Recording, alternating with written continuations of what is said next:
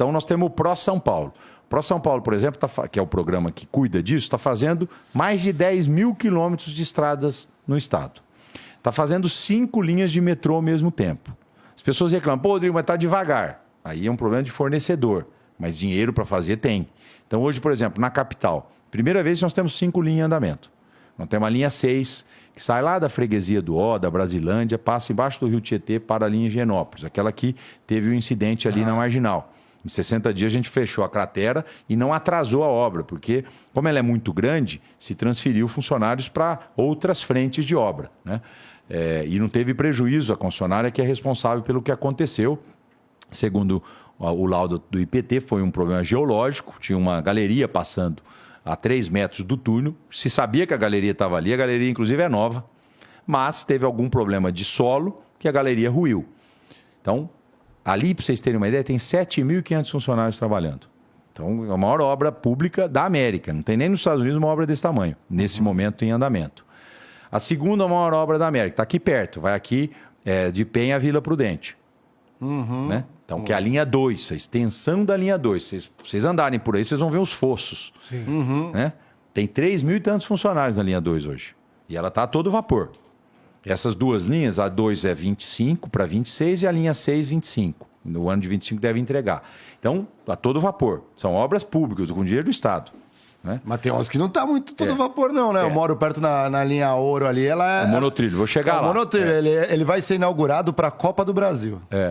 Essa era a promessa. Era 2014, E nós pegamos ela parada em 2019, retomamos e agora entrega o ano que vem. Por que para uma obra assim? Se não tinha pandemia na época. Você teve o problema de Operação Lava Jato, os problemas todos de contrato. Mário, é engraçado. Eu fiz, nas primeiras reuniões que eu fazia para retomar as obras, que eram quase 200 obras paradas no estado, acima de 50 milhões. Não é obra pequenininha, tudo obra grande. Era engraçado, porque eu sentava na cabeceira da mesa, secretário de governo, vamos botar todo mundo, como é que a gente retoma, Tinha normalmente 2 engenheiros na mesa e uns 20 advogados. Eu falava, o problema de obra não é mais de engenharia, de contrato. Né? Mas a gente foi um por um, retomou todas essas grandes obras. A Anhangamelo, aqui a linha 15, nós tínhamos 6 estações paradas aqui, todas estão entregues. Então o monotrilho da linha 15 está funcionando. A linha 17, né? Tivemos que rescindir o contrato, relicitar, briga de 1 ano na justiça, agora a empresa retomou. Passo de Tartaruga, eu dou lá 20 milhões para ela medir por mês, ela consegue medir 10, 12. Aí ela chega e fala, governador, o aço não entrega no tempo. Você teve um problema na pandemia de interrupção de cadeia de fornecimento. Não parou de fazer carro por causa de chip e tal. Então, essas obras também sofrem isso. A gente tenta, tanto quanto possível, mudar as frentes de obra. A gente já comprou os trens, eles estão sendo produzidos lá na China, do BYD, o monotrilho. Então, a gente já tem as fotos dos primeiros trens. A equipe do metrô tem 20 funcionários do metrô morando na China, acompanhando a produção. Acho que são 19 funcionários, se eu não me engano. Então, enfim, o ano que vem vai ter monotrilho rodando ali. Por quê? Porque em 19 ela estava parada, a gente brigou, lutou. Você vê que tinha um problema urbano ruim ali, a gente estava melhorando, iluminando, cercando, tirando, enfim, a população ali. Tem muito tráfego em 2 ou 3 ocupações ali perto do aeroporto, a gente está agindo. Eu estou contando isso, acho que eu estou falando até muito aqui. Fica à vontade. Para mostrar que é complexo. Quer dizer, então a gente está no maior volume de obra da história, num pós-pandemia. Essas obras geram emprego, essas obras geram dividendos. E isso é que está fazendo São Paulo se destacar em relação ao Brasil. Nesses últimos 3 anos, pessoal, 19, 20 e 21, São Paulo cresceu 5 vezes mais o PIB do que o PIB do Brasil. Aí as pessoas falam, não, mas São Paulo sempre cresceu mais que o Brasil. Não. Nos últimos 30 anos, o Brasil distribuiu riqueza. São Paulo crescia menos do que o Brasil. E quando caía, caía mais. Até isso foi bom. O Nordeste mudou, o Centro-Oeste mudou, o Sul mudou, o próprio Norte mudou. Eu falo que a gente tem 6 Brasis, né? O Norte é um Brasil, com costumes e tradições. O Nordeste é outro, o Centro-Oeste é outro, o Sudeste é outro e o Sul é outro. E São Paulo é outro, né? Então, são 6 Brasis diferentes. Então, essas decisões que você toma no governo, o governo não pode gastar mais do que arrecada, isso é básico. A responsabilidade fiscal, ela é um meio, ela não é um fim, para você poder ter dinheiro para fazer políticas públicas. Para você, no tempo do seu governo, dizer, olha, o que está pegando em São Paulo é isso, eu vou usar o dinheiro aqui. O problema é segurança, então eu vou pôr o dinheiro aqui. Não, o problema é saúde, eu vou pôr ali.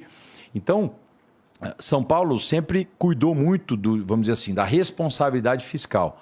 Nós somos um estado que já há anos vive do que arrecada, não gasta mais do que ganha, não se endivida do ponto de vista corrente. Já o governo federal, eu era deputado em 2014, portanto faz 8 anos.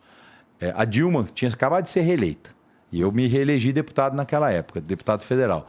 Ela mandou um projeto para o Congresso para poder liberar a regra de ouro, que era não gastar mais do que arrecada. Nós derrubamos, a oposição a ela, tal, derrubamos. De lá para cá o Brasil quebrou a regra de ouro. E ela, inclusive, foi impeachmentada por isso, né, pelas chamadas pedaladas. A hora que você vai gastando mais do que arrecada, a conta chega. Agora tem orçamento secreto. E a conta chegou, mano. Olha a inflação. Foi acelerada pela pandemia, tudo bem, mas a conta chegou. E quem paga essa conta sempre são os mais pobres. Um governo que tem desequilíbrio fiscal não consegue crescer, não consegue gerar emprego. E o Brasil está andando de lado faz tempo. Eu estou até desfulanizando. Nós tivemos problema no governo da Dilma, problema no governo do Michel, problema no governo do Bolsonaro. Faz 8 anos que está assim. E a conta chegou agora. Olha a inflação. Olha a taxa de juros. Você que, enfim, faz entrevistas na área econômica aí. Olha a taxa de juros. Há 1 ano atrás era 2%. Hoje é 12%. Por que é desse tamanho? Precisa segurar a inflação. Também, porque o governo também fica tomando dinheiro do Brasil inteiro para sustentar a máquina. Então o governo vai lá, fica emitindo o título da dívida pública, vencimento em 6 meses, precisa se financiar para cobrir o rombo do país e não tem dinheiro para o mercado, então quem quiser vai pagar muito caro e a inflação pegando a vida dos mais pobres aí. Então a gente está sofrendo hoje consequências de causas que estão vindo já há algum tempo. E o governo federal não se preocupa com gasto fiscal tal, vale tudo, a população mais pobre sofre. Tira o governador do estado mais rico do país. Tem conversa com o presidente, uma agenda? Olha, eu sempre falo, enfim, teve a briga de São Paulo com ele, Dória, Bolsonaro, todo mundo viu isso, mas eu falo que São Paulo precisa de ajuda. Qualquer ajuda que o governo federal puder dar, eu vou lá correndo para Brasília buscar. Eu estou com 2 financiamentos lá que estão parados, não é nem dinheiro a fundo perdido, é um financiamento para a linha 2 e para a linha, para o Renasce Tietê, para a despoluição do Tietê. A gente despoluiu Pinheiros e agora é a última etapa para a gente despoluir o Tietê. Em 4, 5 anos o Tietê vai ser um rio limpo, como hoje o Pinheiros é. Mas eles não assinam porque tem essa briga, né? Então é briga deles com São Paulo, não é minha. Porque eu converso com quem tiver que conversar para defender o meu estado. Hoje eu dei uma entrevista cedo, Cracolândia, não sei o quê, papapá, papapá. Eu falo, amigo, vem cá, ó, Cracolândia, a esquerda quer que não prende ninguém. A direita quer que prende todo mundo. Eu preciso, na minha opinião, prender traficante e cuidar do dependente químico. É isso que eu vou fazer. Então, não tem que ter dogmatismo nisso. Não tem ideologia nisso. E como é que está esse processo? Porque a Cracolândia realmente é um dos problemas mais midiáticos que tem aqui em São Paulo. Cracolândia é um problema, um fenômeno no mundo, né? Que São Paulo já tem praticamente 30 anos. Hoje nós estamos ajudando a prefeitura. E tem umas coisas malucas que acontecem. O nego sobe, lacra a porta de lugares e tal, assim, que são umas paradas. Não, eles estavam muito concentrados ali na Elvete, na Dírio Bueno, ali bem no centro, perto ali da Sala São Paulo. Você pode, enfim, esquecer, deixa eles lá e, enfim, quem não vê, não sente. Mas o poder público não pode ter essa postura. Então, a prefeitura e o Estado sempre trabalham buscando acertar nas suas decisões. E aí a gente montou uma estratégia junto com o prefeito da cidade, com o Ricardo Nunes, que é o que eu falei um pouco, é polícia para traficante e tratamento para dependente. Se você deixar eles fechados ali e a droga continuar, ninguém quer se tratar. A pessoa está ali por várias razões. Primeiro porque já não tem vínculo familiar, né? A vida empurrou para ali, não tem mais família, não tem mais vínculo. Então, você precisa tentar cessar o acesso à droga, e aí é com polícia. Então você prende desde o pequeno distribuidor de droga, vai subindo. Nós estamos com boa expectativa de chegar nos cabeças ali da Cracolândia. É uma investigação permanente, porque troca também o chefe do crime. Então, aí você vai para cá, para lá, mas nós estamos prendendo como nunca. E quando você dispersa eles ali do entorno, eles têm a tendência de buscar um tratamento. Porque ele fica sem vamos dizer assim, aquele sistema de proteção. Quando está todo mundo junto, eu estou bem, mas eu estou sozinho, eu estou andando, eles vão tratar. Então aumentou em 23% a busca por tratamento. Vou pedir uma aguinha aqui. Claro. Obrigado. Aumentou em 23% a busca por tratamento ali na região, nos postos de saúde da prefeitura. Então ali é perseverança. As pessoas falam, governador, mas quando vai acabar a Cracolândia? Eu falo, olha, Nós vamos perseverar para ela acabar o mais rapidamente possível, mas não é um problema fácil. Se fosse fácil, já tinha sido resolvido. Eu já fui secretário do Alckmin da área social e fiquei 5, 6 dias dentro da Cracolândia, passando o dia lá com a Missão Belém, que era uma missão religiosa que o Estado contratou para convencer as pessoas a se tratarem. Você fica lá na abordagem social, olha, você precisa de cuidado. Eu vivi isso, ninguém me contou. E, consegui. Então, o Rodrigo aqui topou, vou para tratamento. Ele vai para casa de passagem, fica aquele momento da chamada abstinência, não é fácil. Aí ele vai para uma comunidade terapêutica, se não precisar de uma internação hospitalar. Aí ele fica 5, 6 meses na comunidade terapêutica. Acaba o tratamento, Igor, eu falo, não tem ninguém ali com um buquê de flor esperando ele na saída. Então, ele vai voltar para onde? Ele fica 1 ou 2 dias e volta para Cracolândia. Então, se você não cuidar da vida do cara, numa reinserção social, e aí tem várias estratégias para isso, ou tentativas que você precisa fazer, seja com entidades especializadas, seja com famílias, né? Vocês viram, saiu no jornal agora, uma reportagem grande sobre o acolhimento familiar, né? De você... Tem países que pagam para a periferia, falam, deixa um morador de rua morar na tua casa, o governo te paga R$1.000. Nós vamos acompanhar esse morador de rua, ele não é perigoso, qualquer coisa você procura a gente, mas deixa ele morar na tua casa, às vezes é uma renda para a família. E a chance desse cara se reinserir na sociedade é muito maior. Porque ele tem referências ali de uma casa, de uma família. Assim também para o dependente químico depois do tratamento, que é uma coisa nova no Brasil que está surgindo agora. Porque o Estado gasta com o tratamento, gasta com a abordagem, gasta com o tratamento de novo, gasta com a abordagem de novo. Às vezes é muito mais barato você conseguir que uma família possa acolher um ex-dependente químico, pagando para isso, ou um morador de rua, pagando para isso. Tem a questão da política também de crianças e adolescentes para adoção. Eu não vou entrar nisso, que é polêmico, mas você tem estratégias que precisam ser estratégias novas, porque as que foram usadas até hoje não deu certo. E quem é que está pensando nessas estratégias, governador? Eu imagino que você tem uma equipe para isso, tal, para pensar. Porque assim, a gente já tentou tanta coisa para Cracolândia e assim, o efeito que a gente tem, quer dizer, que eu não sou de São Paulo, eu moro em São Paulo tem 2 anos só. Então, assim, eu lembro que uma das primeiras vezes que eu vim para São Paulo, eu fiquei hospedado num hotel ali na rua Santa Ifigênia e era bem perto ali da... Sim, você viu tudo. Vi tudo ali. Eu via de madrugada ali, por exemplo, o carro da polícia vir passando por cima da calçada assim, meio que empurrando a galera, parecia mesmo um rodo, sabe? Empurrando aqui assim o lixo, de certa forma, para lá e tal. E assim, uma coisa que me pegava, eu vi, era que, a gente vem, ataca aqui, aí a Cracolândia sai daqui e vem pra cá, e aí sai daqui e volta pra lá, e aí sai daqui e vem pra cá, e fica nessa parada de ficar mudando de lugar, e o problema nunca é efetivamente resolvido. Significa o quê? Que tudo que a gente tentou até agora não deu certo, a gente precisa de uma estratégia nova. Quem está pensando nisso? Não, tem várias equipes, as chamadas multidisciplinares, pensando nisso. O que eu comentei de acolhimento e tal, já é uma estratégia nova que nós vamos tentar. Tá. Agora, visita lá de novo, Igor. Dá uma rodada a hora que você puder lá amanhã. Ou depois de amanhã. Diminuiu muito a quantidade de pessoas. Mas aí não explodiu para outros lugares da cidade? Eu moro perto de um que tem uma galera ali perto da linha 17 mesmo, que está em construção. Pô, ali fica um negócio... Mas não é esse pessoal que está na 17, não era nem a turma lá do centro. Não? Já tinha uma turminha ali, Tá. uma nova Cracolândia. Por isso que a gente cercou, está iluminando os pilares e está fazendo abordagem social para que eles façam para o tratamento. O fluxo hoje, vamos dizer assim, da chamada Cracolândia lá do centro, ele é bem menor do que era. Nós tínhamos mais de 1.200 pessoas ali. Hoje a última contagem baixou de 400. Porque as pessoas estão indo se tratar e não estão se sentindo mais confortáveis ali. Agora, é um trabalho permanente. Você precisa perseverar para que você consiga um tratamento mais adequado e para que você tenha uma reinserção social. Se você não cuidar da vida do cara ou da mulher, ele volta para a Cracolândia depois do tratamento, que é o que vem acontecendo já há muito tempo. Isso daí é talvez um dos problemas mais difíceis, porque assim, a gente lida com a vida das pessoas e acho que o mais difícil nesse caso é lidar com a vontade da pessoa, porque assim, ela precisa querer ser ajudada, né? E precisa ser... Isso é um problema de saúde, na verdade. Não adianta pegar todo mundo ali e prender, isso não é o caminho. Já foi debatido isso diversas vezes, a gente já sabe que isso não é o caminho e tal.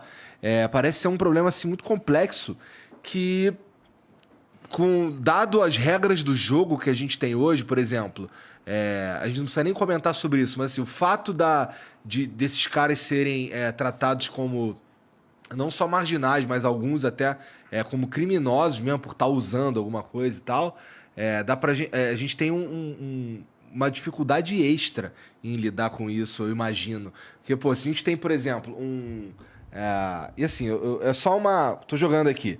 Se a gente tem uma política que a gente consegue descriminalizar ou flexibilizar um pouco mais algumas drogas, algumas coisas mesmo, a gente conseguiria dar um pouco mais de humanidade nesse tratamento. Mas assim, como fazer X coisa é crime, a gente é obrigado a pegar esse cara e tratar como crime, porque, né, tá na lei que é crime e tal.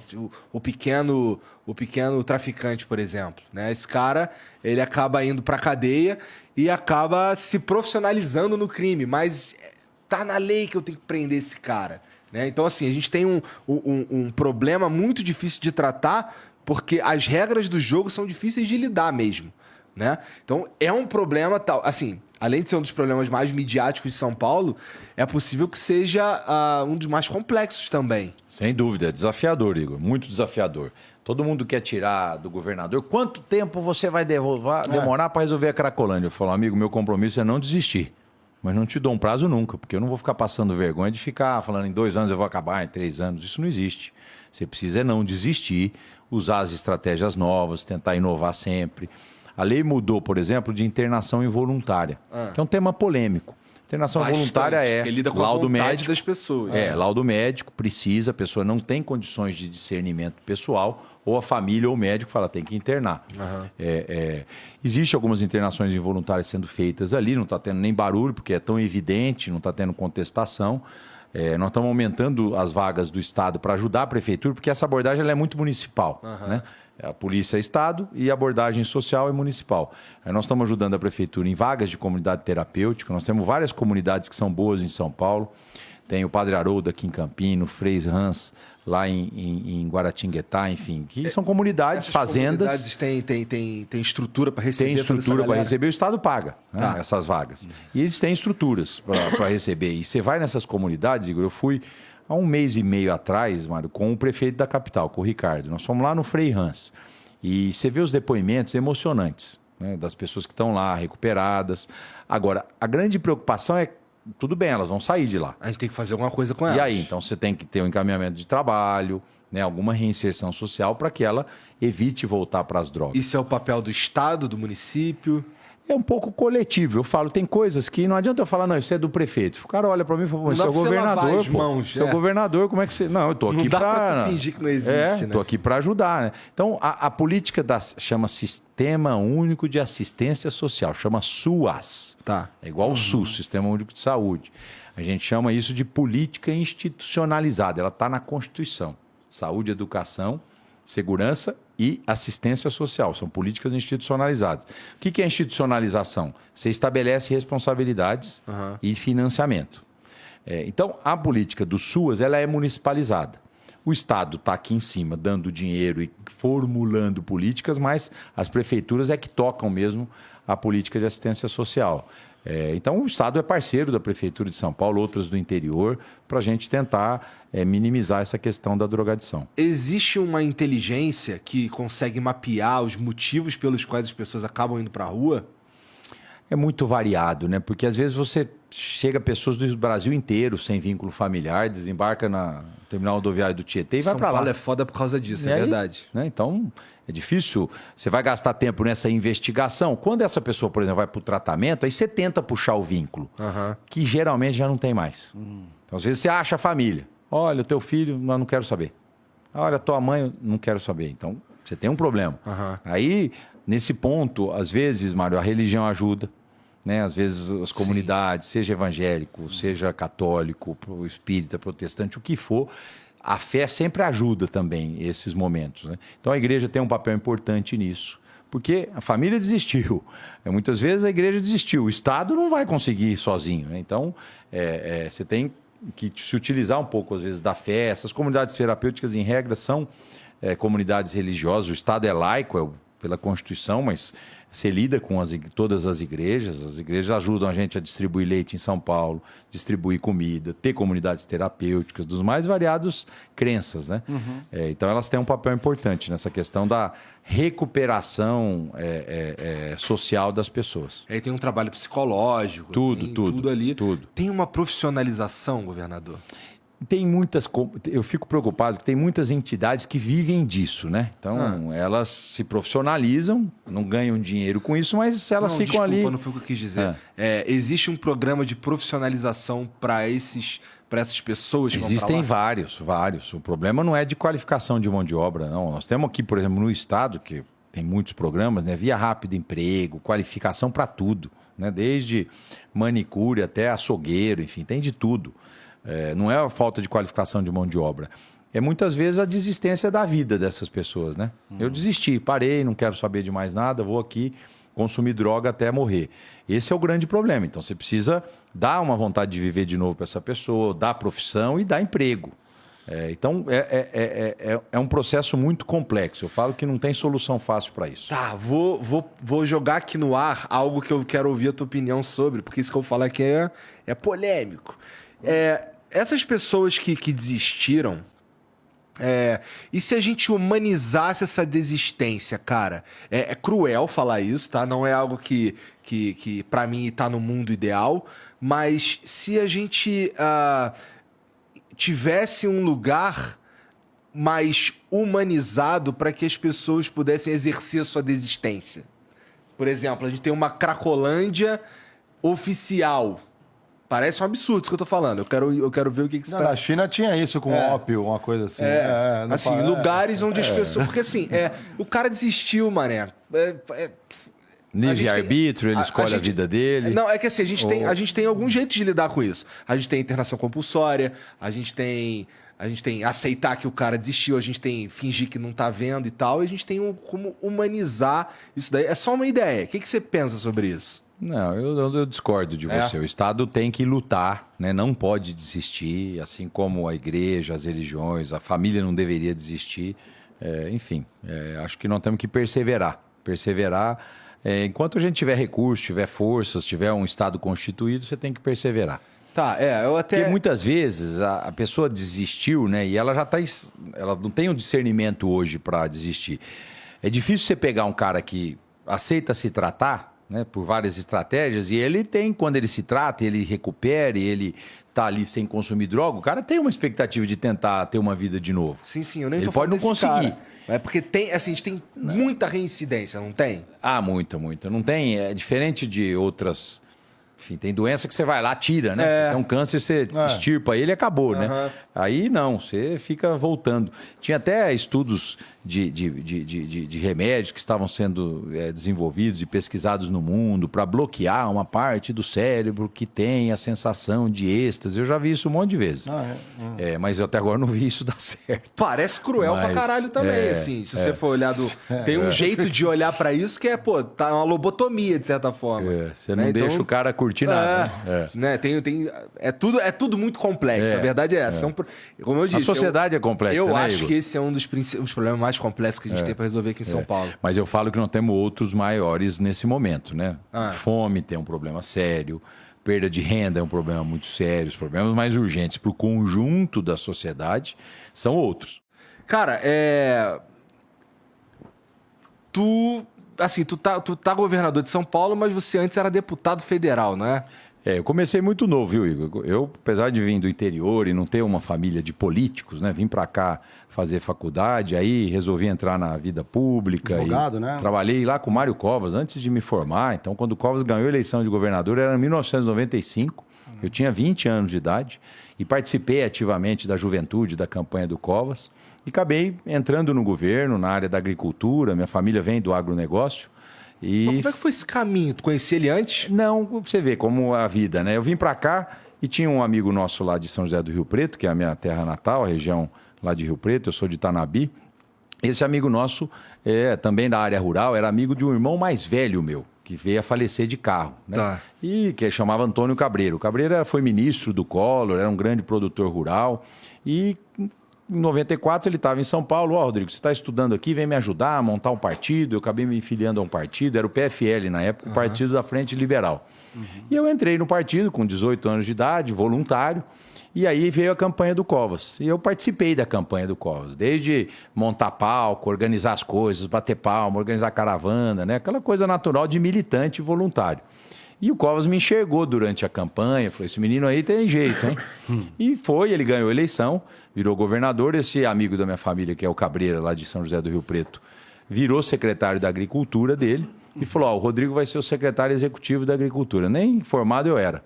Rodrigo, só peraí. Assim, tu já tinha vontade de entrar pra política? Foi muito, assim, o acaso mesmo da vida. Hoje, olhando para trás, né? Eu estou fazendo muito isso. Poxa, é uma honra para mim ser governador de São Paulo, uma responsabilidade grande.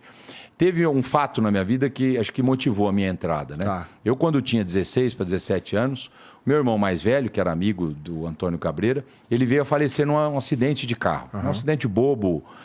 À noite, lá em Brasília, 10 horas da noite, ele estava voltando aí de um jantar, bateu o carro e morreu. E depois, isso foi um sofrimento para minha família. Era o meu irmão mais velho, era a minha referência, né? Porque eu tinha quase 11 anos de diferença para ele. Então, ele efetivamente era o irmão que me criou, né? Entendi. Diferente do pai, que às vezes não consegue falar algumas coisas pro filho, né? Eu sou o filho mais novo. Foi meu irmão mesmo que pôs no eixo, que sempre me orientou, que fez uma formação mais rígida em cima de mim e, de repente, some da tua vida, né? O cara que era a tua referência vai embora. Isso foi um sofrimento muito grande em casa. Para os meus pais nem se fala, para mim, para o meu irmão, para minha irmã. Enfim, nós éramos em 4. E aí, depois de um ano, assim, a família destroçada com a perda do meu irmão, minha mãe criou uma instituição de caridade, né? Ela transformou toda a dor que ela sentiu da perda do filho mais velho em amor ao próximo e criou uma instituição lá em Rio Preto. O Rancho de Luz já deve ter... Foi em 1993, existe, então 28 anos atrás, né? Quando meu irmão morreu, dali 6, 7 meses, ela falou, olha, nós não podemos aqui parar a nossa vida e não temos que transformar tudo isso em amor ao semelhante. Então ela criou essa instituição e eu, muito jovem, isso impactou muito naquela época a minha vida. Depois eu vim para São Paulo fazer faculdade, a hora que vi eu estava nesse processo político e a hora que eu vi eu estava dentro do governo como secretário adjunto da Agricultura, muito jovem, né? Então, olhando para trás, eu acho que essa atitude, vamos dizer assim, da minha mãe, de pensar no semelhante, de pensar no próximo, ela sem eu perceber, mexeu muito comigo. Entendi. Fruto de uma tragédia familiar, se transforma isso em amor ao semelhante e isso mexeu comigo, porque a minha família não tinha nada a ver com isso. E aí as oportunidades foram surgindo, eu acabei trabalhando no governo e disputei a minha eleição de deputado, eu tinha 24 anos de idade. E ganhei as eleições, né? Fui um dos mais votados na época do Estado. Isso foi em 1998. Tive uma votação muito grande, fiquei entre os 5 mais votados do Estado. E sem ninguém prestar atenção, né? Fala, poxa, desse menino veio da onde? Eu vim, enfim, fruto um pouco desse trabalho da minha mãe lá de Rio Preto. Até a instituição, ela é muito forte, até hoje atende mais de 500 crianças. E eu sempre evitei até de ir lá muito para não politizar, né? Porque aquilo, minha mãe faleceu em 2020 e aquilo é uma herança que ela deixou para a cidade, né? Não é mais da família. Entendi. Hoje é uma instituição de caridade muito respeitada lá no Solo Sagrado em Rio Preto. E aí me elegi muito jovem, 24 anos de idade, deputado estadual. E a vida não parou mais, né? Eu fui deputado por 3 vezes, fui deputado federal depois 2 vezes, fui secretário em vários lugares, né? Eu virei um clínico geral na gestão pública. Eu gosto muito de gestão, de administração. Então, fui secretário de administração da cidade de São Paulo, depois secretário da área social do Estado, secretário da área econômica, desenvolvimento econômico, cuidei das universidades, cuidei do desenvolvimento econômico do Estado. Depois fui secretário de habitação, né? Também uma área muito bacana de se trabalhar, tudo né? Quando São você Paulo. dá tudo Estado, né? E depois secretário, vice-governador, secretário de governo e agora governador. Então, Igor, eu falo que eu me apresento, eu sou o Rodrigo, novo governador de São Paulo, mas eu sou um antigo servidor público, desde os 20 anos de idade, dedicado ao Estado, dedicado às coisas aqui de São Paulo e a honra hoje de governar o Estado. Quando tu aceitou fazer parte da chapa do Dória lá, já tinha essa conversa que você provavelmente ia assumir o governo de São Paulo? Eu, em 2018, né, eu já era deputado federal, um dos mais votados, tinha muita força política no Estado, né, era de um outro partido, era do Democratas, o primeiro partido que eu filiei lá com 18 anos de idade. E aí foi uma coligação, porque essa coligação do PSDB e do DEM e alguns outros partidos, mas principalmente PSDB e DEM, começou lá com o Fernando Henrique e o Marco Maciel, lá atrás. Faz um tempão. Faz um tempão. E ela manteve-se em São Paulo, com o Serra, com o Geraldo, né? E com o Dória, no caso, eu como vice dele. E ele falava, Rodrigo, eu sou contra a reeleição, eu vou ficar um mandato só, e acho que, enfim, você tem bastante aptidão de gestão, você foi secretário aqui em todos os lugares, e ele, na época, me nomeou secretário de governo, porque o vice, Igor, não tem papel. O vice-presidente, o vice-prefeito, o vice-governador, ele assume nas vacâncias do titular. Sim. Né? É até uma coisa interessante. Você vai nos Estados Unidos, por exemplo... Lá o vice tem um papel. Tem, e o presidente, ele não sai. Quando ele sai do país, o vice não vira presidente, continua vice. Porque parte dos pressupostos que lá no Air Force One ele tem como administrar os Estados Unidos de lá. O vice, quando você não tinha essa tecnologia, então o cara saía, você tinha que ter alguém para responder. Hoje não precisa, hoje está tudo aqui, né? Então, é até uma coisa interessante. Tinha até um trabalho na Câmara Federal, era deputado federal, para falar, vamos acabar com o cargo de vice? Mas se o cara morrer? Né? Não, se o cara morrer, a Câmara Municipal, ou a Assembleia Legislativa, ou o Congresso, escolhe um novo para terminar o mandato, né? Tem países que é assim. Mas aqui acabou ficando a figura de vice, eu virei vice-governador, fui secretário de governo. A Secretaria de Governo é uma gerência geral do Estado, sabe? Então, todas as políticas públicas... Mas não é uma prerrogativa do vice. Não, isso é a decisão do governador. Tá. Fui o primeiro vice que ocupou essa secretaria. Tá. Né? O Dória tem essa coisa de cabeça privada, então ele delega poder, enfim, às vezes não parece muito, mas ele montou uma boa equipe, não parece que ele delega, né? Parece que é tudo ele, mas ele delega bastante e na época me delegou a gerência aí como secretário de governo e eu toquei basicamente a máquina pública nesses 3 anos e com a saída dele, virando governador, foi difícil para mim escolher quem ia para o meu lugar. E na área de secretaria de governo, então eu peguei um técnico também do Estado, que trabalha comigo há muitos anos, o Penido, coloquei lá na secretaria de governo. Foi tranquilo largar esse osso? Olha, não é fácil, porque quando você fica no dia a dia, que nem você, que você faz o flow, de repente falou, ó, você vai agora ficar no andar de cima, você vai ter que pôr alguém lá para apresentar, não é algo fácil, porque... Eu estou acostumado no dia a dia da máquina, problema toda hora, resolve, toma decisão. Eu continuo um pouco assim, mesmo como governador. É óbvio que o governador tem que ter mais tempo para dar entrevista, tem que ter mais tempo para expor as ideias, porque as pessoas olham para o governador com a esperança de que, olha, esse cara pode fazer algo para melhorar a minha vida, né? Então, é um papel institucional, mas também um papel de governança geral do Estado, que é o que eu procuro exercer, né? Acordo muito cedo, durmo muito tarde. E, naturalmente, o cargo exige isso, de você estar também toda hora tomando decisão ali, atento ao dia a dia de um Estado desse tamanho, né? 645 cidades, então é muito grande o Estado. Muita gente, problema toda hora para você ficar de cima e resolver. O governador, assim, o Estado de São Paulo hoje, ele tem um problema que é o foco dos trabalhos. O que eu falo, Igor? O São Paulo é um estado que as coisas funcionam. Né? Você sai de São Paulo, tudo é diferente daqui.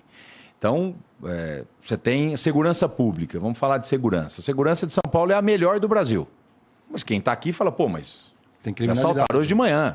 Me roubaram o celular, me furtaram o carro, teve um latrocínio.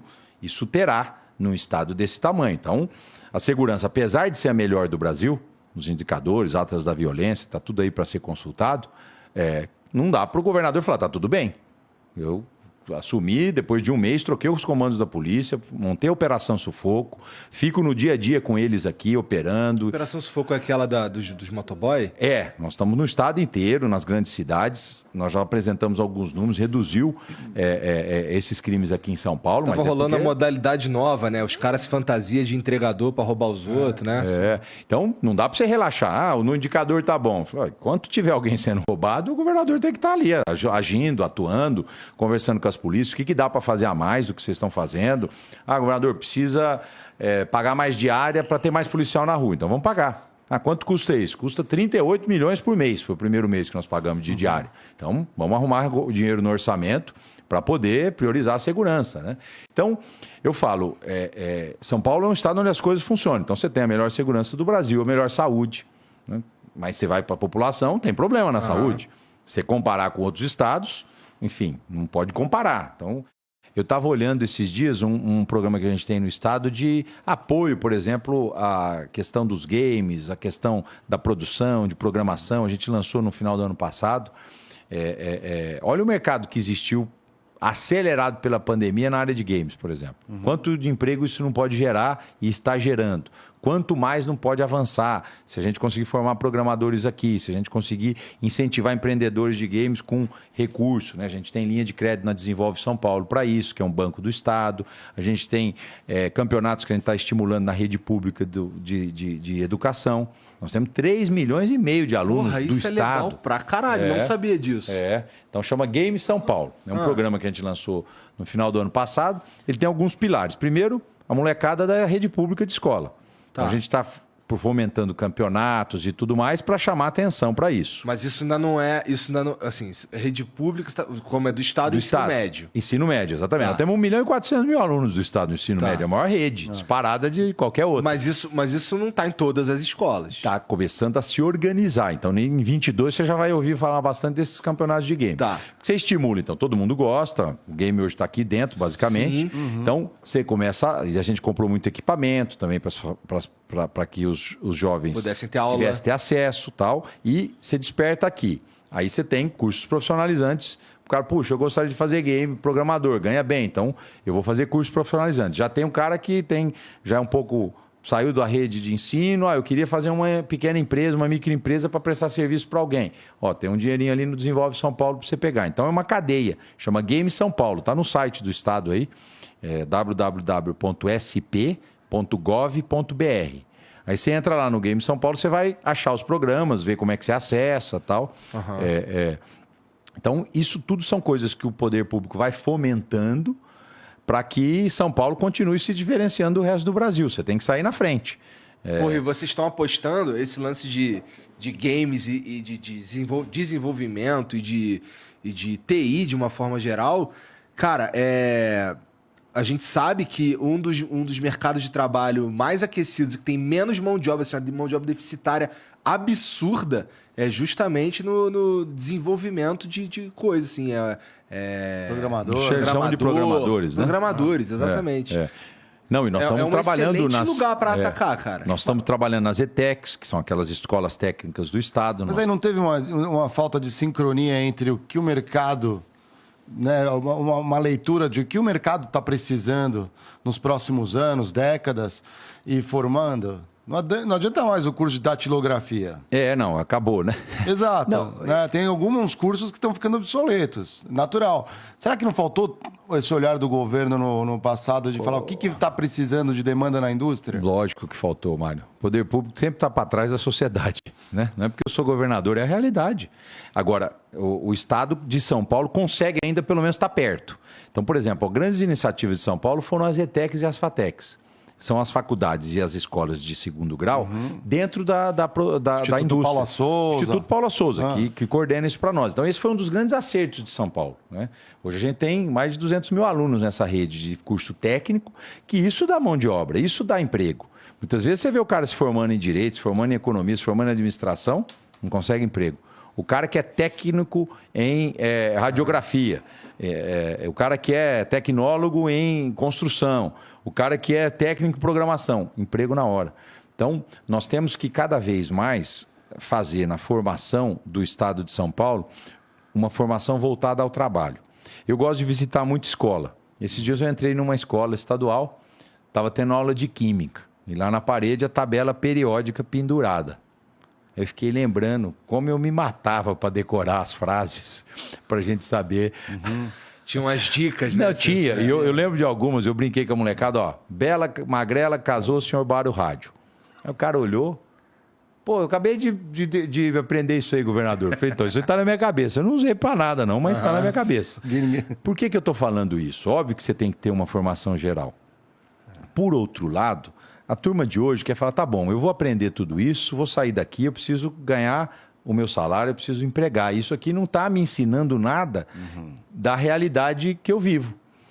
Então, o novo ensino médio no Brasil, que foi aprovado lá na época do Temer, em 2017, ele estabeleceu que você tinha, vamos dizer assim, o duplo itinerário formativo, é o nome da educação. Significa que o cara entra lá no colegial, ele aprende o médio que a gente aprendeu, pelo menos eu aprendi, o geral, e ele tem uma formação técnica junto, se ele quiser fazer. É isso que vai dar expectativa para o cara de emprego. Porque se ele não tiver uma atratividade ali, ele vai evadir da escola, ele vai embora. Nós temos já um problema sério de evasão escolar no segundo grau no Brasil. E que vai ser muito maior agora depois da pandemia. Nós estamos no primeiro ano, vamos dizer assim, de ano cheio, né, com a escola aberta. Vamos ver como vai ficar no final de 2022. Essa meninada não vai ficar no segundo grau se não tiver uma vocação, um estudo para o trabalho ali, um estudo que ele vai falar, não, isso aqui vai mudar a minha vida. Se ele ficar no ensino médio normal, ele vai perder a atratividade. Então, a gente ampliou muitas escolas de tempo integral aqui em São Paulo e estamos fazendo a dupla jornada. Está ainda numa fase de consolidação. A gente tinha 100 mil alunos em 2018 em escola de tempo integral. Hoje nós temos 1 milhão. Nós fizemos vezes 10 em 3 anos. Então demorou quase 20 anos para ter 100 mil. Em 3 anos a gente pôs 1 milhão. Agora é óbvio, desafio. Às vezes falta professor para uma matéria, a gente tem que fazer ela. Esses dias uma repórter me perguntou, governador, está faltando 17% das aulas dadas pelos professores. Falei, que bom que 83% resolveu então. Eu vou cuidar dos 17%. Eu vou abrir concurso semana que vem para professor. Mas não perca de vista o avanço. Porque é 83% de aula que está sendo dada a mais em escola de tempo integral. Eu prefiro aqui ser questionado que tem ajuste para fazer, que está faltando isso, faltando aquilo, do que não ter feito. E aí, o ensino de tempo integral é um caminho. Para você deixar o dobro de aprendizado. Pergunta uma mãe ou um pai a diferença que faz um aluno de 4 passar a ficar 8 horas na escola. A chance desse menino ou dessa menina ter uma expectativa de vida melhor. Alimentação em dobro, estudo em dobro. E precisa ter o estudo para o trabalho. Então, o sonho para São Paulo, e principalmente, não é o sonho, o projeto para o Estado para os próximos anos, na minha opinião, é você deixar o ensino de segundo grau 100% integral e integrado.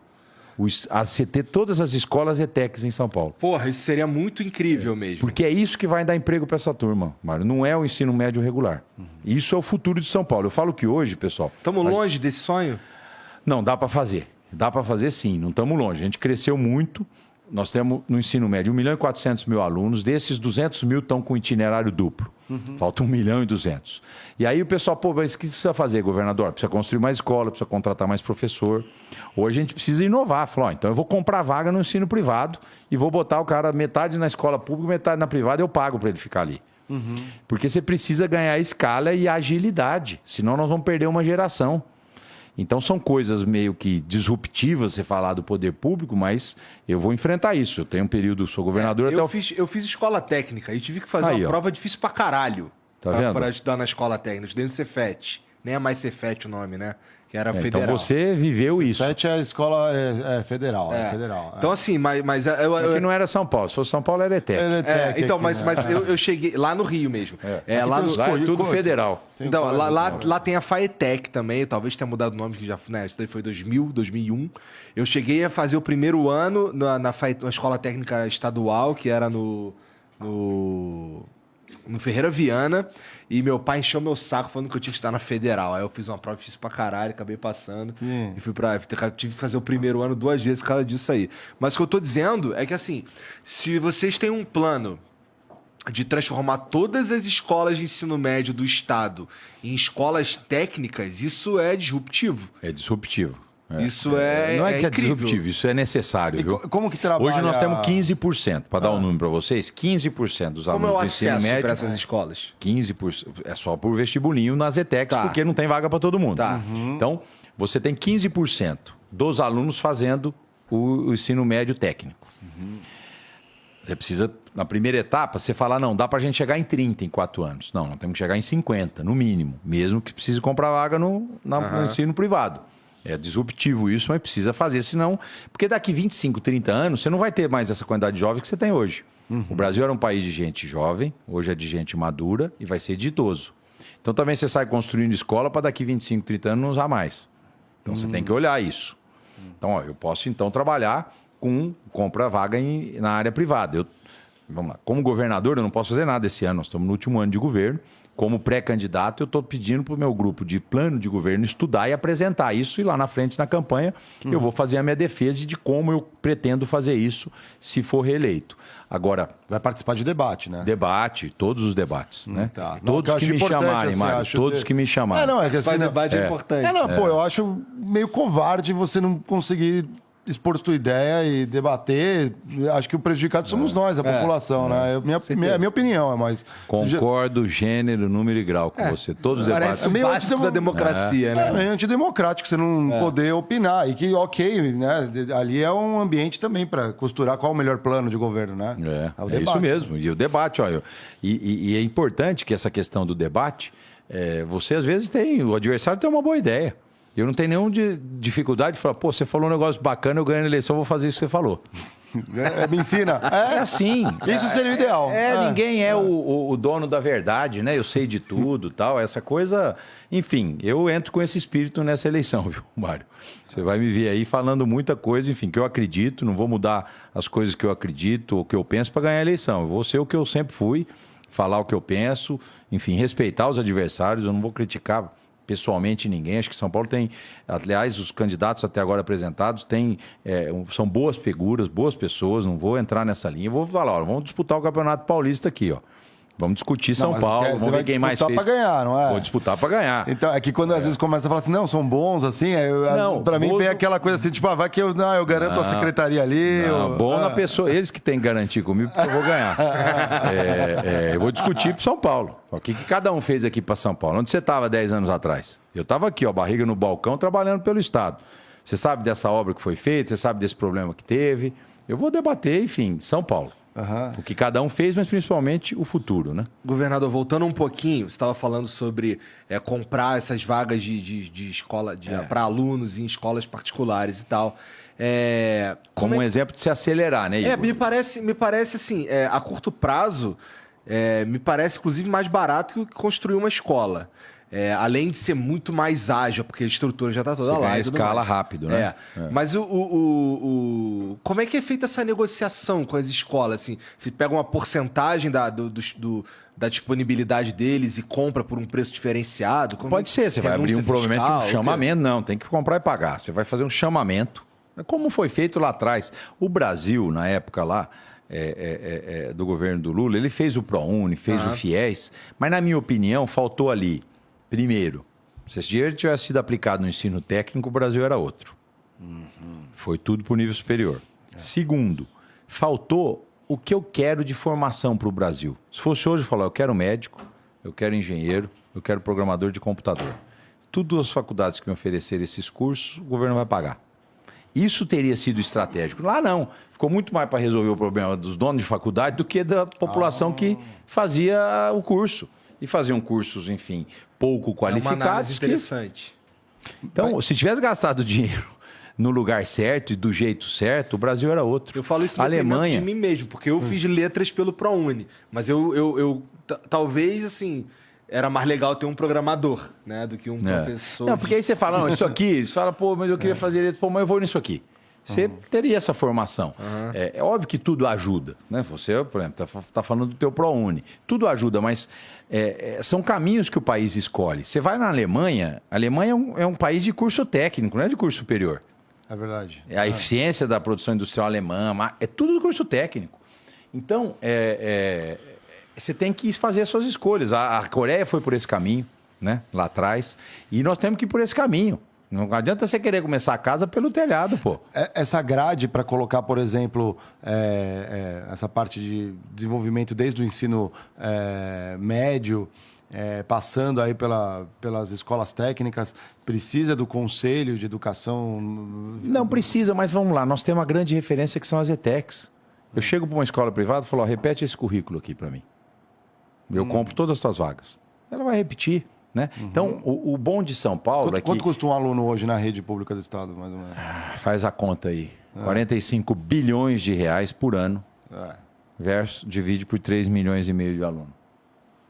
Você está me perguntando, estou mandando você fazer a conta. Bons números. Eu vou pegar uma água. Faz a conta aí, pessoal.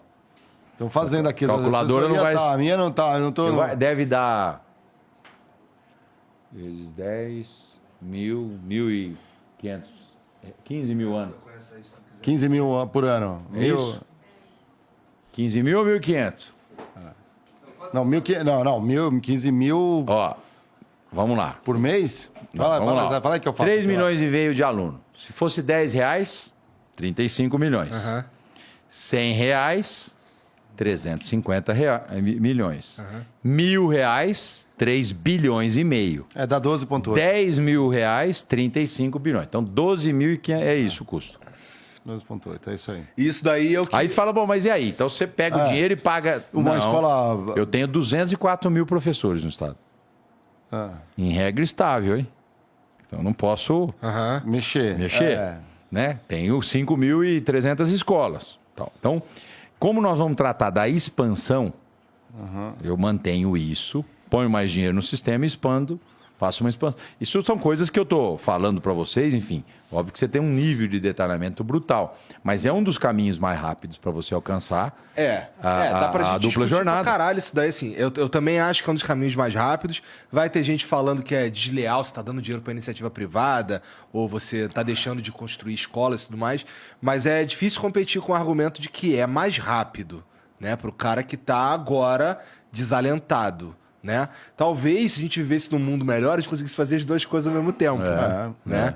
Mas agora a gente tem uma escolha. Sob o pretexto do ótimo, a gente despreza o bom no Brasil, né? Aí, bom, vamos lá. Se a gente pegasse esse dinheiro e falar, vamos começar a cuidar de São Paulo hoje. Esse dinheiro, ele vem da população de São Paulo direto para os cofres do Estado. São impostos, são impostos estaduais. Tá, isso é importante a gente saber. Quer ICMS. Dizer, é o ICMS, o IPVA, que a gente dá 25% do ICMS que a gente arrecada, a gente dá para as cidades.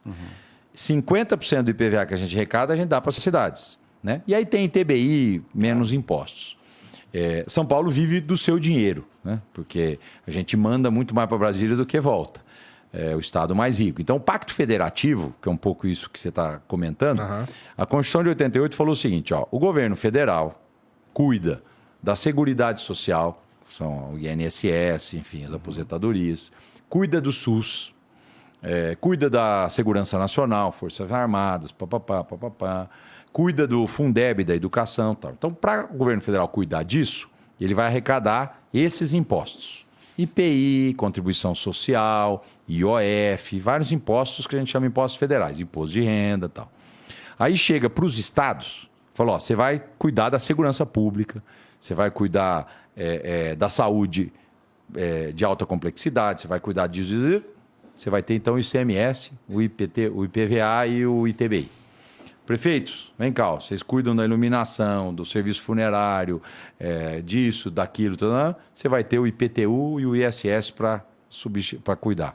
Esse Pacto Federativo do Brasil, eu falo que a Constituição de 88, ela municipalizou e estadualizou os serviços e federalizou o dinheiro. Por quê? Porque desses 100% de tudo que se arrecada de imposto, 63%, 64% fica com Brasília. 22% a 25% fica com os estados e 15% com os municípios. Né? Tem uma razão de ser, né? Por exemplo, São Paulo, como você disse, como a gente sabe, é o estado mais desenvolvido do Brasil e tal. E, de certa forma, já que a gente é uma nação, é natural que a gente ajude a financiar regiões menos desenvolvidas também. O Pacto Federativo prevê isso. Só que, na minha opinião, Igor, São Paulo, que a gente sempre chamou de locomotiva do Brasil, está virando burro de carga do Brasil. Por que eu falo isso? Eu pedi para fazer essa conta no ano passado, apurei essa conta pela Secretaria da Fazenda. O governo federal arrecadou em São Paulo 720 e poucos bilhões de reais. Isso foi para Brasília. Voltou para o Estado, que são os repasses, 46. Porra! Então, voltou 15 vezes menos do que a gente manda. Aí você fala, poxa, mas por quê? Não, porque o Estado, nos seus impostos estaduais, é rico. O Maranhão, o Piauí, o Acre, o Amapá são pobres, então estão pegando esses recursos arrecadados aqui em São Paulo e compensando. Até aí, bacana. Se nós não tivéssemos problemas para resolver. Então, vou dar um exemplo. Se a gente ficasse com um pouco do dinheiro, não precisa ficar tudo em São Paulo, mas se voltasse desse recurso 10% a mais, então, eu estou te mandando 700. Em vez de você devolver 46, devolve mais 76, a gente zerava o déficit habitacional de São Paulo. Você não ia ter favela em São Paulo. Olha, e você me faz isso por 3, 4 anos, para mim construir casa para quem não tem casa.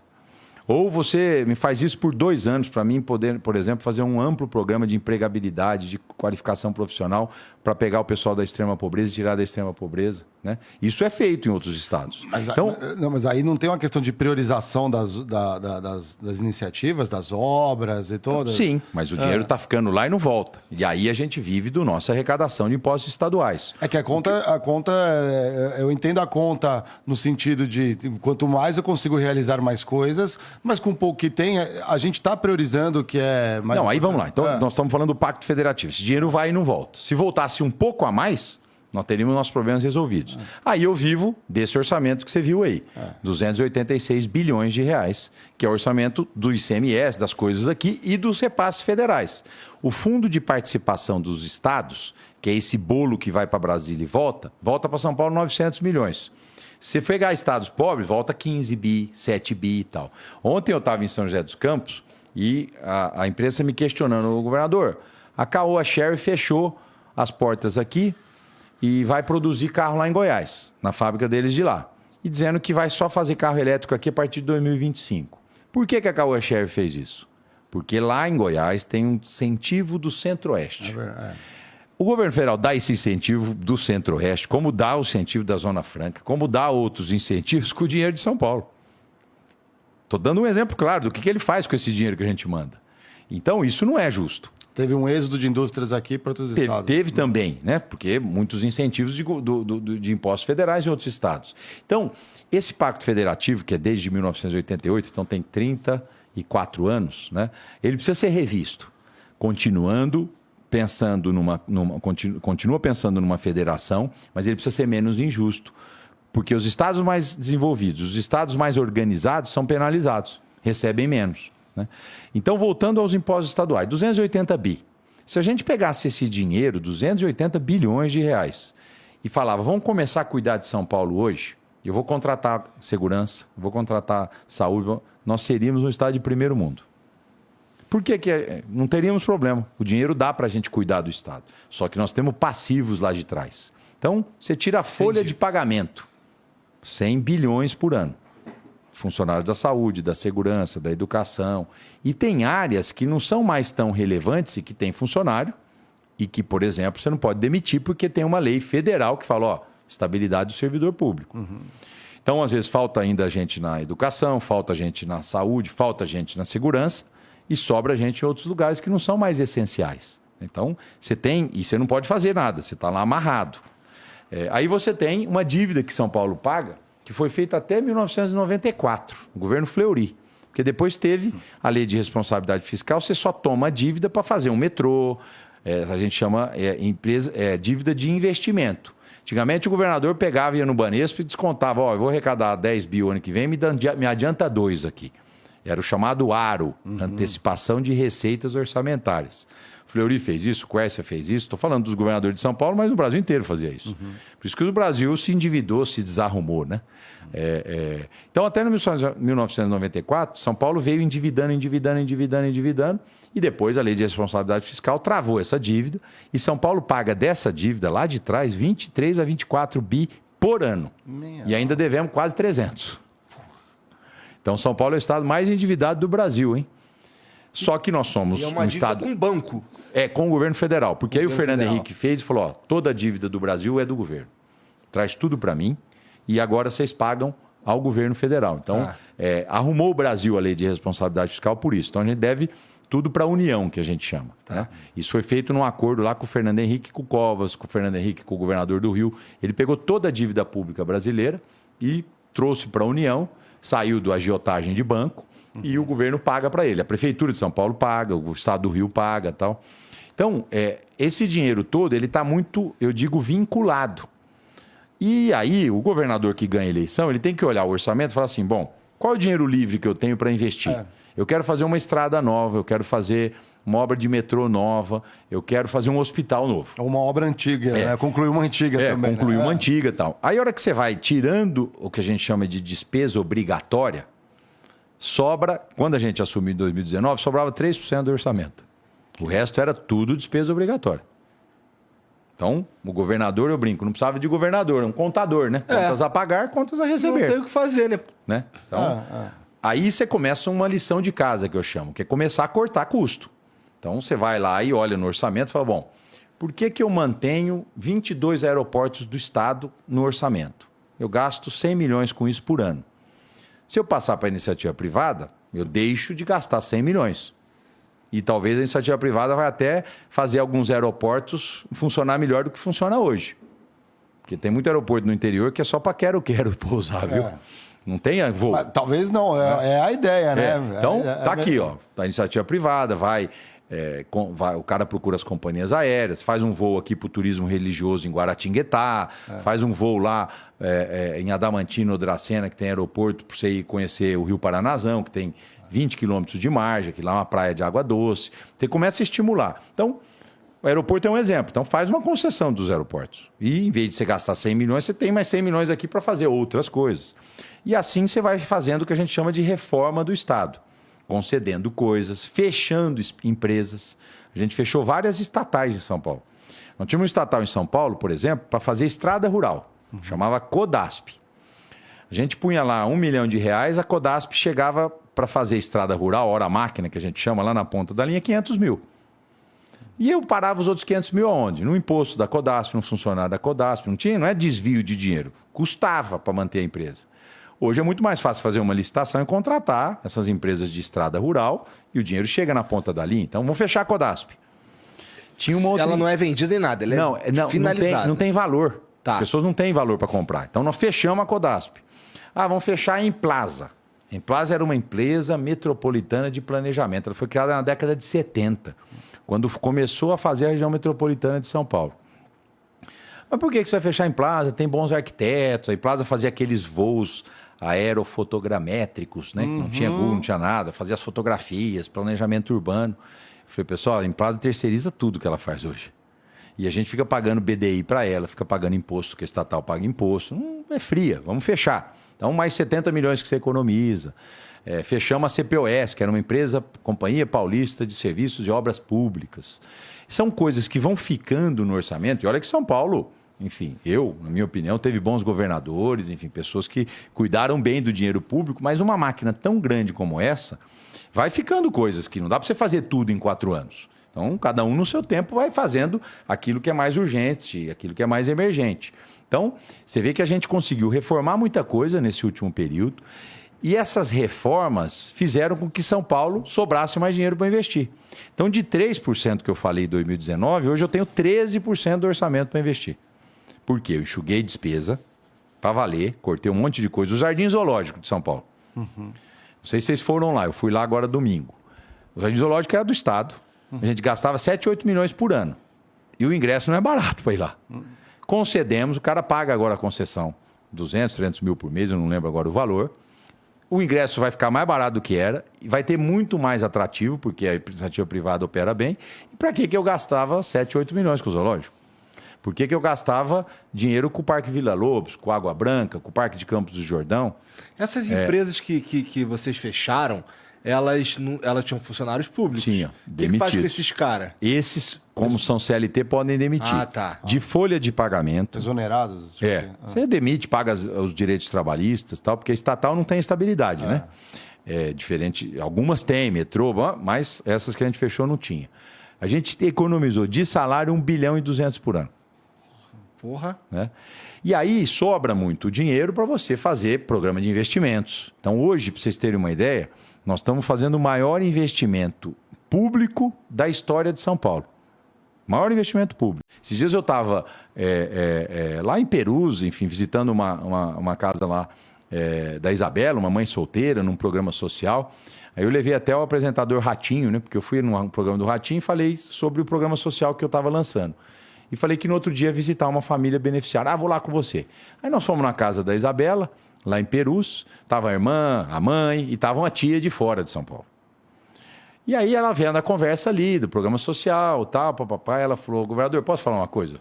Você chora de barriga cheia. Eu não moro em São Paulo.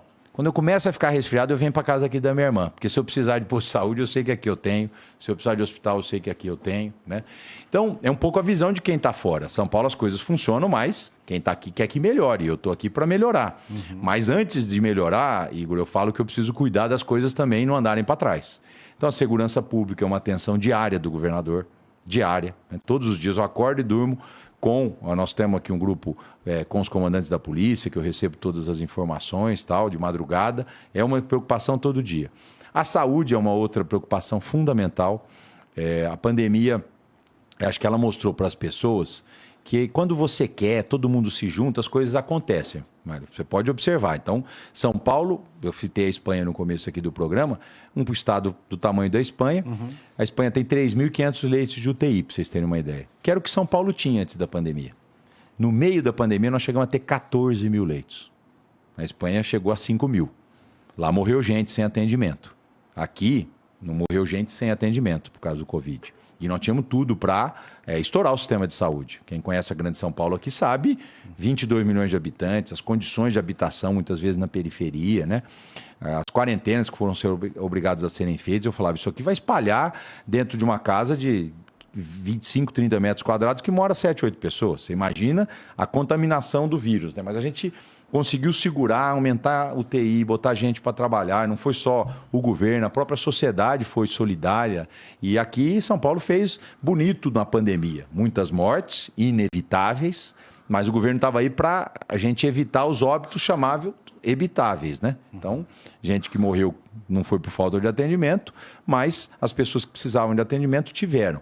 E a gente via Nova York ruir, as pessoas morrendo lá sem atendimento, a gente via Milão, a própria Espanha, Madrid, e aqui não aconteceu o que aconteceu fora do Brasil. E eu digo, Manaus foi um problema para a gente lembrar aqui, e algumas capitais do Nordeste, e eu falo, e não é só dinheiro isso, né? Faltou dinheiro em Nova York? Lógico que não.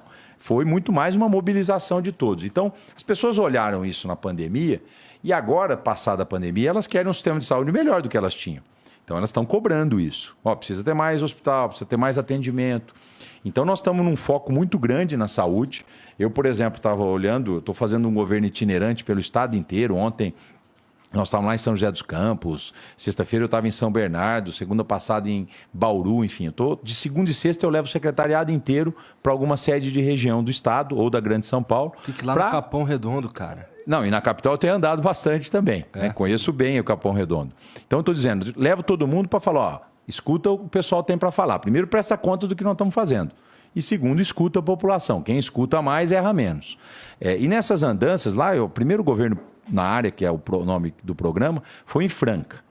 E lá tem um problema sério de hospital, a gente está construindo um hospital novo, não tinha hospital do estado, era só a Santa Casa que cuidava, é uma cidade grande, lá perto de Ribeirão Preto, perto de Ituverava. A Ituverava está lá, a terra da sua mãe. Mano. Então, fui lá em Franca, uma senhora me abordou e falou, governador, eu estou aqui na fila esperando uma cirurgia de hérnia. Fiquei... Hérnia não, era varizes a primeira mulher que me falou. E não consigo fazer, faz 2 anos que estou esperando. Aí chamei o secretário de saúde, Jean, vamos olhar a fila. Governador, tem 540 mil pessoas esperando cirurgia eletiva. Falei, pega para mim a fila de 2019, antes da pandemia. Tinha mais ou menos 80, 90 mil pessoas. Falei, isso aqui tem um represamento. Tem, porque parou de fazer cirurgia eletiva no meio da pandemia. Falei, tudo bem. Se a gente seguir a vida normal, demora quanto tempo para operar esse pessoal? Mas, governador, só de curiosidade, desculpa interromper, mas só para entender. Franca, qual que é o tamanho da população de Franca? Tem ali, 350 mil habitantes. 350 mil habitantes. Ainda não tinha um hospital estadual aí. Tinha Santa Casa, que o Estado paga a Santa Casa. E, por exemplo, tem cidades no Vale, por exemplo, Jacareí, que ali fica na região de São José, que o senhor nós temos hospital em São José, temos hospital em Taubaté. Você tem 103 hospitais grandes do Estado. Aí o Estado tem convênio com mais 300 Santas Casas.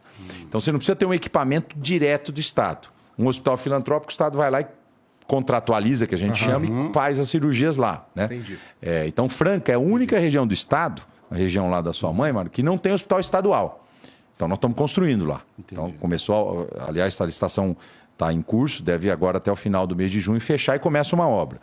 Aí nós, por exemplo, fomos aqui no Vale do Paraíba, lá em Cruzeiro, divisa com o Rio. Estamos construindo um outro hospital. Então, a gente olhou, depois da pandemia, os chamados vazios assistenciais. Falou, olha, se tiver uma próxima pandemia, e a gente, enfim, tiver que enfrentar problemas sérios de saúde, onde está faltando equipamento do Estado? Está faltando em Franca, está faltando lá em Barueri, aqui. Dentro, precisa ter mais hospital em Barueri, está quase pronto, 400 leitos. Está faltando em Cruzeiro. Então a gente tem hoje 3 grandes hospitais em obra. Fora tudo, enfim, os AMES que a gente tem, que são ambulatórios médicos de especialidades, os convênios com a Santa Casa. A saúde é um sistema, né? Você está resfriado, você vai no posto de saúde. O posto de saúde é municipal. Você começar a agravar, o posto de saúde vai te referenciar para um equipamento de média complexidade. Falou, o Mário está piorando. Então ele precisa de um atendimento especializado em média complexidade. Aí você já vai para um ambulatório. E o Mário está pior, está piorando. Aí você vai para um de alta complexidade. Então esse sistema ele vai te referenciando e vai te abrir uma vaga onde tiver. Ó, precisa de uma vaga de UTI. Você mora em Ituverava, sua mãe. Tem em Franca? Não, não tem. Tem em Ribeirão. Então põe a ambulância e leva para Ribeirão. É assim que funciona o sistema no estado. É tudo interligado, né? E o governo de São Paulo é o único estado que é assim, tá? Porque, em regra, vai lá no Rio, tudo hospital federal, né? É que São Paulo é muito organizado nessa área de saúde, tem 103... Sabe quantos hospitais federais tem em São Paulo? 1. Ia fechar agora o Hospital São Paulo. Que é o Hospital São Paulo aqui, né? Eu fui lá como governador de São Paulo e dei dinheiro pro hospital do governo federal. A noiva do Diego do Critiquei trabalha lá, salve Cília, é isso aí, trabalha lá. Pergunta para ela, Cília, é verdade que o governador de São Paulo veio salvar o hospital? Pergunta para ela. Ela falou que teve um investimento mesmo, do governo. Com eles esse E aí me fala, pô, Rodrigo, mas o hospital é lá de Brasília. Eu falei, não interessa, mas o povo é paulista. Era referência esse hospital, ele foi sucateado, já foi né? referência, está mais da metade do hospital lá com os leitos até inativos que a gente chama. Então eu dei um dinheiro forte para reformar o pronto-socorro e foram 50 milhões de reais para salvar, para não fechar o Hospital São Paulo. Caramba. Porque o governo federal se vira aí com o que você tem no orçamento, né? Então, estou dizendo isso, o sistema de saúde de São Paulo é organizado. Mas voltando à tua pergunta, então, saúde é uma atenção, a gente está focado, então estamos fazendo mutirão de cirurgia agora. Como é que nós vamos fazer mutirão de cirurgia? Você chega para os 103 hospitais e fala, pessoal, a gente faz 25 mil cirurgias por mês normal, normalmente. Quanto mais você pode fazer? Ó, governador, a gente pode operar de final de semana, eu posso contratar essa equipe, não é 50 mil. Então, vamos dobrar o número de cirurgia durante um período em São Paulo, nos hospitais. Tá bom. E o custo disso é elevadão? É elevado. O Estado tem que pagar mais, né? Só que, se fosse fazer só nos equipamentos do Estado, nós vamos levar 2 anos para acabar com as filas. Aí foi a ideia que nós tivemos. Pela primeira vez, mutirão não é uma ideia nova. Vocês já ouviram mutirão de catarata. Mas desse mutirão foi a primeira vez que o Estado vai falar, olha, eu vou para o mercado privado e vou comprar na, sei lá, Unimed, na Redditor, cirurgia. Vou pagar o dobro da tabela SUS, nunca pagaram o dobro, sempre paga a tabela quando faz isso, para a gente ver se em 5 meses a gente zera as filas. Então, por exemplo, Ituverava tem Santa Casa, eu conheço lá. Nós vamos bater na porta de Ituverava, pessoal, faz essas cirurgias aqui da região, para mim, para o Estado, nós vamos te pagar o dobro, então você vai ter até um lucro com isso. A Santa Casa não está para ter lucro, mas ela não pode ter prejuízo, ela não tem dinheiro. Então ela vai ter até um resultado econômico para a gente operar mais rápido. Então nós estamos saindo, comprando cirurgias na rede privada. Esse começamos 1º de junho, hoje é dia 7. Então até o final do mês a gente vai comprar tudo que a gente puder no Estado e a partir de 1º de julho a gente pega esse sistema nosso e vai achar lá o Rodrigo, o Mário, o Igor, que está esperando a fila, falou, ó, tua cirurgia vai ser tal data em tal hospital. E a gente referencia e vai distribuindo. Então, uma coisa que ia demorar 2 anos e meio, que é para fazer as cirurgias que estavam atrasadas por causa da pandemia, a gente vai fazer em 5 meses. Isso são coisas, óbvio que o secretário da Saúde falou, governador, tem que fazer isso e tal, mas coisas que eu ouvi na rua. Né? As pessoas, governador, eu estou com problema na minha cirurgia de varizes, governador, eu estou com problema... Então, quanto mais próximo da população você está, mais você sente a dor, o que pega no calo das pessoas. E aí você, poxa, eu preciso resolver isso de uma forma ou de outra. Você tem sua equipe, os secretários são, vamos dizer assim, técnicos, especialistas, mas tem a sensibilidade também do governador, né? Do líder, vamos dizer assim, do Estado, para falar, precisa fazer isso. Então, onde que sai essa grana, governador? Do orçamento, né? O orçamento é como se fosse um salário, Igor. E é bom você falar disso, né? O orçamento é uma arrecadação dos impostos. Então, você arrecada São Paulo, para você ter uma ideia, que é o estado mais desenvolvido do Brasil, a gente arrecada 280 bilhões de reais por ano. É um número alto. Dá para fazer bastante coisa.